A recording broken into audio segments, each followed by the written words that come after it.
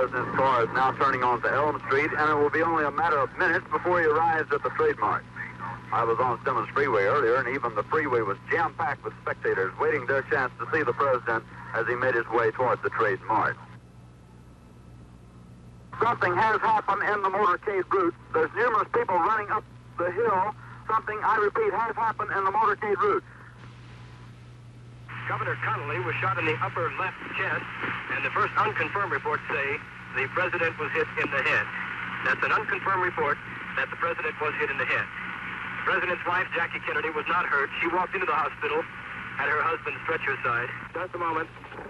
The President of the United States is dead. I have just talked to Father Oscar Hubert of the Holy Trinity Catholic Church. He and another priest tell me that the pair of men have just administered the last rites of the Catholic Church to President Kennedy. President Kennedy has been assassinated. It's official now. The President is dead. Women here in shock. Some have fainted. Grown men, Secret Service men, standing by the emergency room, tears streaming down their face. There's only one word to describe the picture here, and that's grief.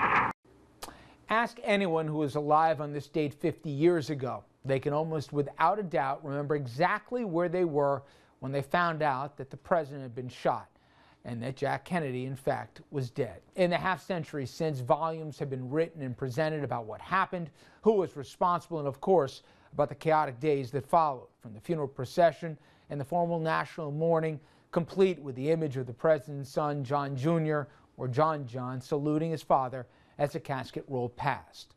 We go on to the impossible to believe sequence of events that followed in Dallas. The President's alleged killer himself shot dead, adding mystery, intrigue, and of course questions that 50 years have done little to answer. But what was it really like in Dallas and in the aftermath in November of '63? And for answers, we turn to Mickey Carroll. Carroll, of course, a force in today's political world, director of the influential Quinnipiac Polling Institute, one of the best polling outfits in the country. 50 years ago, Carroll, a reporter covering it all for the New York Herald Tribune newspaper, and he's kind enough to join us now. Mickey, thanks for a few minutes. Nice to talk with you. Does it feel like 50 years? No, it seems like yesterday. That's the oldest cliche there is. It seems like yesterday, but it does seem like yesterday. You know, I remember what that police headquarters was like. I remember the way everybody in America did, feeling wounded somehow or other personally by the assassination of the President, but then being there and talking to the cops and doing everything you do. It honest to God, it seems like yesterday.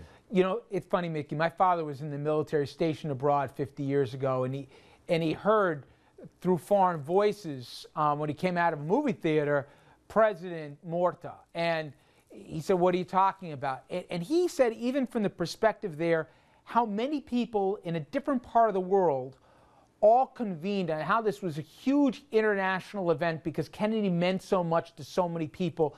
And I'm curious, from a Roman Catholic, you know, in the 60s, in an election that people thought would have been impossible, how much this resonated? I mean, people say, oh, it was a huge event, but can you put into words just how much this was a punch to the gut of the country?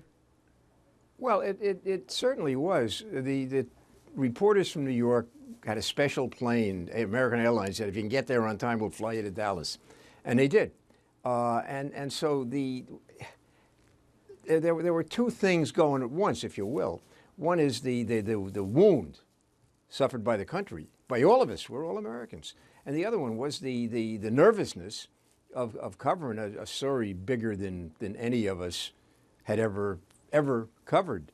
In going back over what you had written and also some of the books, in debunking a lot, Mickey, of the conspiracy theories that happened, why do you think it became such a cottage industry for 50 years, everybody with their respective theories? I mean, to be honest, you listen to Garrison talk, the old clips now, the idea that, you know, this guy had it all figured out. When you hear him speak within 2 sentences, you say, wait a second, this was the voice of conspiracy?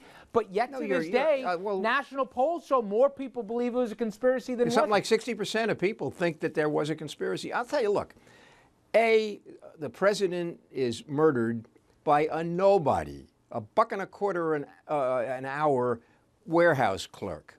It doesn't seem right that a nobody should have such an effect on the president, the glamorous president of the United States. But that would be enough of an impetus for conspiracy theories. But then the murderer is murdered 2 days later in the middle of police headquarters, surrounded by about a zillion policemen with guns.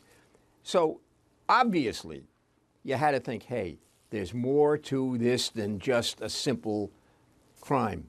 It didn't add up. What added up was what the Warren Commission, in its blundering, sloppy, badly written report, said they got it right. They wrote it wrong, but they got it right.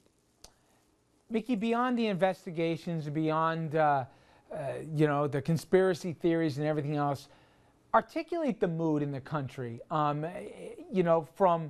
the jarring shock of it to the disbelief, and obviously we knew what would happen in months later with the deaths of both MLK and his brother Bobby.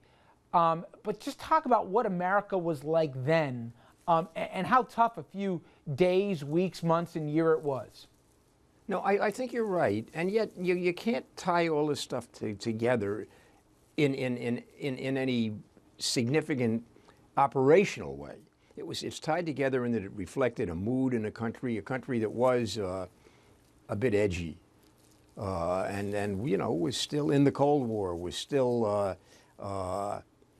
it was an emotional time, and of course the later murders, Martin Luther King, Robert Kennedy, you put it all together, there was no relationship between them in a sense that one somehow or other had something to do with the other, but they all had something to do with the mood of the country and the shock that we felt, that everybody felt. And it took a long time to, well, I don't know if it ever did wear off. I was going to say wear off now, look at it now. The wounds that the country suffered still exist. If anything, how do you think things would have been different? If Jack lived and he won a second term and he finished out his time in office, how would it be different if you have to look in that crystal ball, Mickey, as a country? That's a darn good question. Of course, it's unanswerable. I think Jeff Greenfield wrote a book, fiction, projecting what he thought should happen, really. I mean, what happened was, if you read Carroll's latest book on Lyndon Johnson, Johnson came in, took over as president, and almost immediately, he started to make things happen. The budget, the civil rights bill, so forth and so on. You don't know. Kennedy, could he have been a really great president? Could he even been a good? You don't know. It was 1,000 days, and he didn't accomplish much of anything in those 1,000 days. What could he have done? What was his potential? Oh, Lord, I don't know. Well, it's amazing that it is 50 years, and I want to thank, again, Mickey Carroll for being kind enough to give us a few minutes. Thanks, Mickey. Thanks for having me on. And there is much more to think about and discuss in this special edition of RFL. And when we come back, Camelot, in our hearts and minds, what was it about Jack Kennedy that made his murder so personal to so many? And why did so many remember so much about that moment 50 years ago to the day? Why is JFK still so celebrated a half a century after his passing? RFL's special report, JFK 50 years later, continues right after this.